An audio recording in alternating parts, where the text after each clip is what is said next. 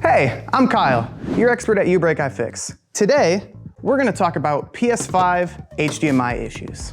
One of the biggest things when a customer comes in and tells us that their PS5 is turned on but no picture shows is actually the HDMI port or the cord. It's usually the biggest culprit, and you can see it actually right about here.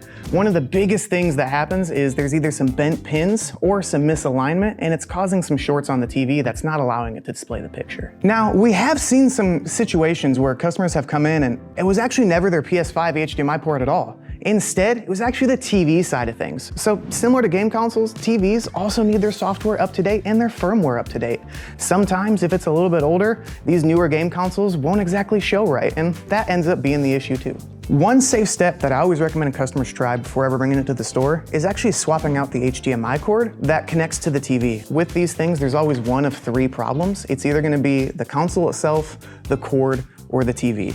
So a really great way to figure out if this is actually the culprit is swapping out a new cord and trying that out, or connecting it to a new TV and just turning it on the same way that you're always used to. One of the trickiest things about trying to repair an HDMI port, both in-store and DIY, is actually the fact that it's a solder repair. The more that we mess with it and the more that we actually try to go in and move it either on your own or in store, those cause really tiny fluctuations on the board. I've actually seen it to the point where a customer came in and tried to do the repair themselves, and in trying to bend those pins, they've actually just tore the entire port off the board on the back end. And so by taking it in store first, we can get in there, make sure it's done right the first time, and actually go through with our microscope and our proper solder training and make sure all of that gets swapped out the first time properly, rather than trying to go and find where the connection messed up along the way. The best tip I can give anyone looking to make their HDMI ports last is, well, when you're transporting it, because we all know these consoles are made to sit in one spot primarily,